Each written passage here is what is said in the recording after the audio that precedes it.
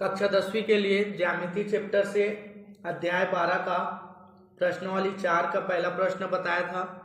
अब मैं प्रश्न दूसरा इसमें से सॉल्व करा रहा हूं। तो आइए देखते हैं प्रश्न क्या है। दी गई आकृति में कोण QRS तथा कोण QTS का मान ज्ञात करना है। तो जो दिया है उसको लिख लेते हैं। SOQ का मान दिया है चित्रानुसार, दिया है चित्रानुसार क्या SOQ, कोण SOQ बराबर कितना अंश दिया है, 152 अंश दिया है। हम जानते हैं क्या, वृत्त के केंद्र पर अंतरित कोण उसके द्वारा शेष परिधि के किसी बिंदु पर अंतरित कोण का दुगुना होता है, कोण का दुगुना होता है। ठीक है ना। तो दुगुना होता है बोला गया है। तो SOQ, कोण SOQ बराबर दुगुना क्या होगा, SP और Q का। तो गुणा 2 गुणा कोण SP और Q। तो SOQ का मान कितना, 152 अंश है। रख देते हैं 152 अंश बराबर 2 गुणा कोण SP और Q। कोण SPQ बराबर 2 पक्षांतर कर देते हैं तो 152/2, 2 सत्ते 14 और 2 छक्के 12। तो कोण SPQ बराबर कितना अंश आ गया, 76 अंश आया। कितना अंश आ गया, 76 अंश आ गया। ठीक है। अब चक्रीय चतुर्भुज PSTQ को देख लेते हैं। PST और Q चक्रीय चतुर्भुज है ना। अब चतुर्भुज PSTQ एक चक्रीय चतुर्भुज है, एक चक्रीय चतुर्भुज है। ठीक है। तो चक्रीय चतुर्भुज है तो क्या होगा, चक्रीय चतुर्भुज के सम्मुख कोण कितने अंश का होता है, 180 अंश का होता है। तो यहाँ पे देखो SP और Q, कोण SPQ धन ST और Q बराबर 180 अंश। SPQ का मान कितना है, 76 अंश है। कितना अंश है, 76 अंश है। और STQ का मान निकाल लेते हैं। तो 180 की और 76 को क्या कर देते हैं, पक्षांतर कर देते हैं। तो पक्षांतर करेंगे तो क्या होगा, कोण STQ बराबर 180 ऋण 76। तो 180 में 76 कम करेंगे तो कितना होगा, 104। तो यहाँ पे आ जाएगा STQ बराबर 104 अंश। तो STQ को हम क्या लिख सकते हैं, QTS लिख सकते हैं। क्या लिख सकते हैं, QT और S लिख सकते हैं। ठीक है ना। तो क्या होगा, ये QTS बराबर 104 अंश, ये अपना आंसर। ठीक है। तो ये था अपना प्रश्न नंबर दूसरा। ठीक है। इसके बाद है प्रश्न नंबर तीसरा। इसमें भी वही निकालने के लिए बोला जा रहा है, बन जाएगा। ठीक। चौथा भी वही प्रश्न है, पांचवा छठवा सब वही प्रश्न है। ठीक है। इसके बाद नेक्स्ट सवाल है प्रश्नावली 5 में आते हैं। इसमें एक प्रश्न इंपॉर्टेंट है, यदि एक चक्रीय चतुर्भुज के विकर्ण वृत्त के व्यास हो तो सिद्ध कीजिए कि वह एक आयत होगा। तो आइए चलते हैं प्रश्न नंबर 9। प्रश्न है, यदि एक चक्रीय चतुर्भुज के विकर्ण वृत्त के व्यास हो तो चक्रीय चतुर्भुज के विकर्ण ये DB और AC वृत्त के व्यास हो तो सिद्ध कीजिए कि यह एक क्या है, आयत है। ठीक है। तो हल माना चतुर्भुज ABCD एक चक्रीय चतुर्भुज है जिसके विकर्ण क्या क्या हैं, जिसके विकर्ण क्रमशः क्या क्या है, ए और सी, बी और डी। और जो कहाँ पे है, वृत्त के केंद्र पर स्थित है, जो वृत्त के केंद्र पर स्थित है।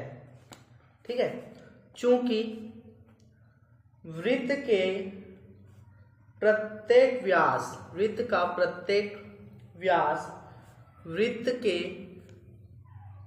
वृत्त को दो बराबर भागों में बांटता है तथा वितार्थ का कोण समकोण होता है। वितार्थ का कोण क्या होता है, समकोण होता है।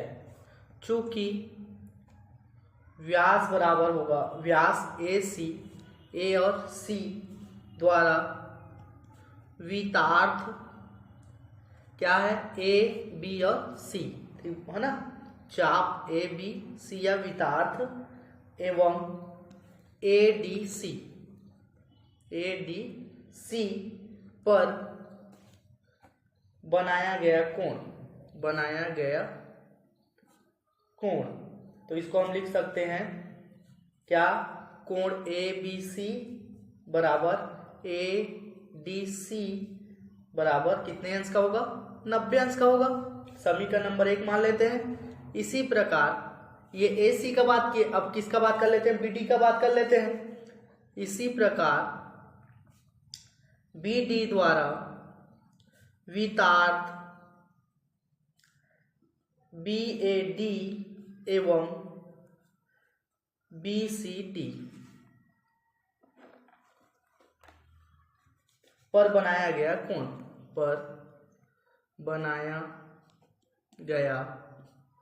कोण, तो ये हो जाएगा क्या, कोण बी ए डी बराबर कोण बी सी डी बराबर 90 अंश। ये हो जाएगा समीकरण नंबर 2। ठीक है, अब क्या करते हैं, समीकरण नंबर 1 और समीकरण नंबर 2 के दोनों विकर्ण वृत्त के व्यास बराबर हैं, तो क्या हो जाएंगे, ए सी बराबर बी डी हो जाएगा। तो लिख देता हूं मैं यहां पे, तथा ए सी एवं बी डी दोनों विकर्ण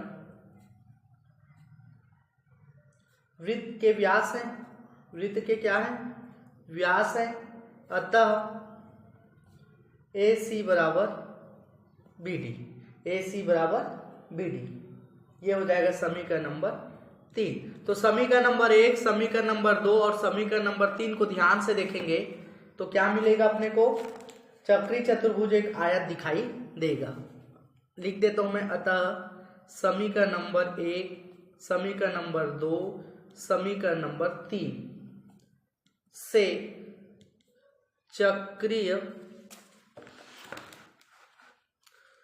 चक्री चतुर्भुज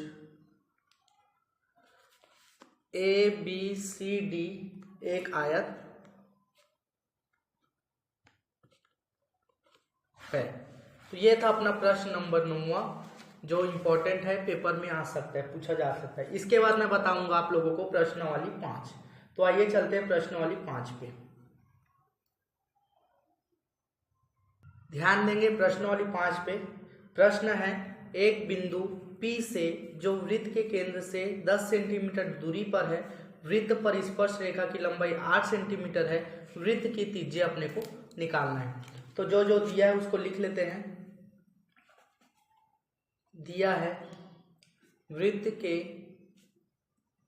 केंद्र O से बाह्य बिंदु, ये बाह्य बिंदु है, बाह्य बिंदु P की जो दूरी है, P की दूरी OP बराबर 10 सेंटीमीटर, OP बराबर 10 सेंटीमीटर। ठीक है, स्पर्श रेखा खंड क्या है, P और T। स्पर्श रेखा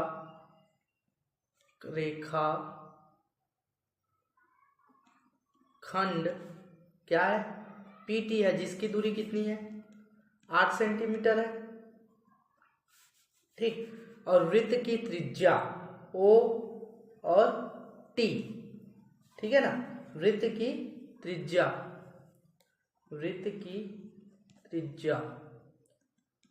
बराबर ओ टी।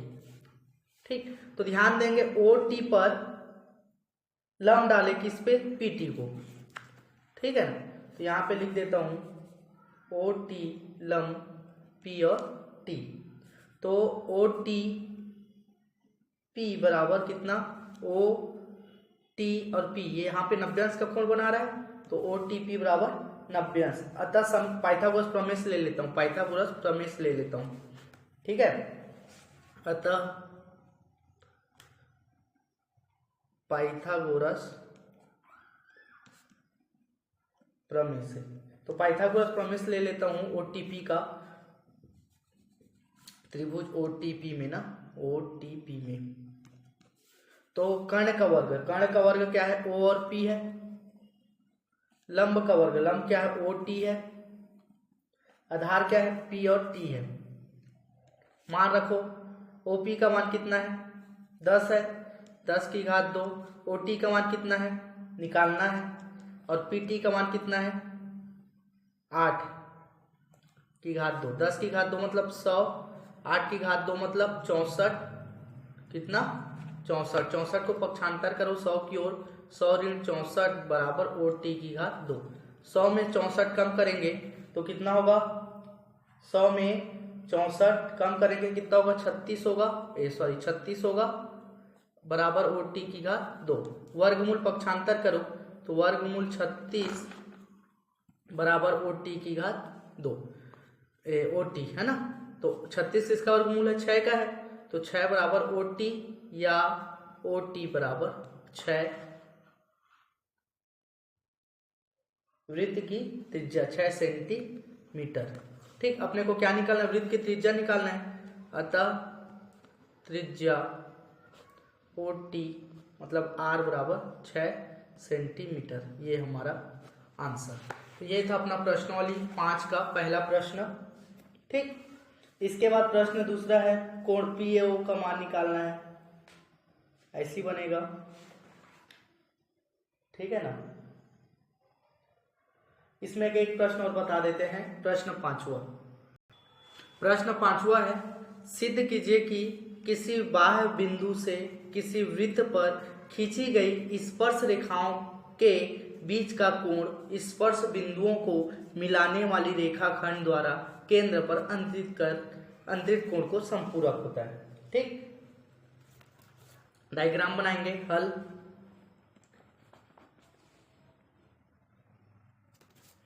एक वृत्त बनाएंगे, हल। माना वृत्त का केंद्र O है तथा बाह्य बिंदु A तथा बाह्य बिंदु A से वृत्त पर खींची गई स्पर्श रेखा A और P, वृत्त पर खींची गई स्पर्श रेखा AP और AQ है।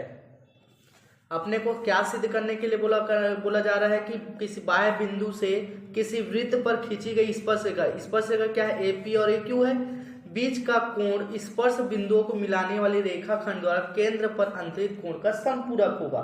संपूरक मतलब 180 अंश होगा। तो जो स्पर्श रेखा है AP और AQ और उसका मध्य बिंदु क्या है, O है, ठीक है ना। तो इसके O से ये दोनों स्पर्श रेखा क्या हो, संपूरक हो। तो सिद्ध करना है क्या, कोण PAQ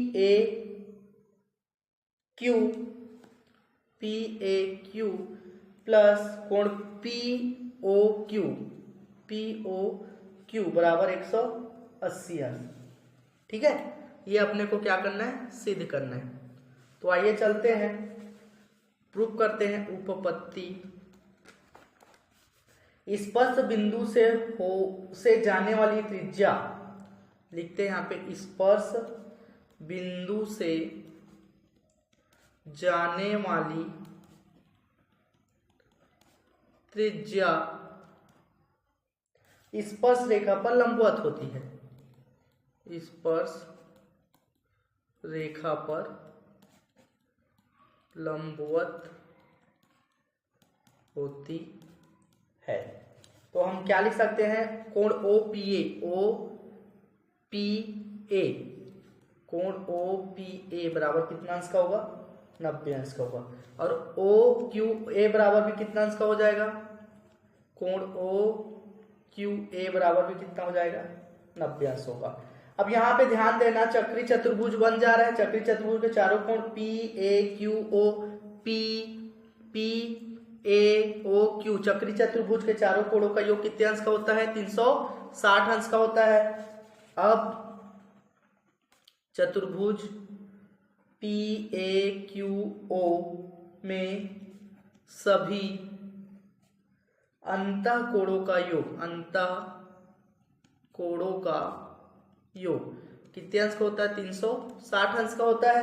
तो यहाँ पे ले लेंगे कोण PAQ, एक एक कोण लेते जाओ, PAQ धन AQO, फिर QOP, फिर उसके बाद OPA बराबर 360 अंश। ठीक, ध्यान देंगे, आगे ध्यान देंगे। यहाँ पे कोण PAQ और कोण QOP को साथ में ले लेते हैं। यहाँ पे कोण PAQ प्लस QOP साथ में लिया, उसके बाद AQO और OPA को साथ में ले लेते हैं।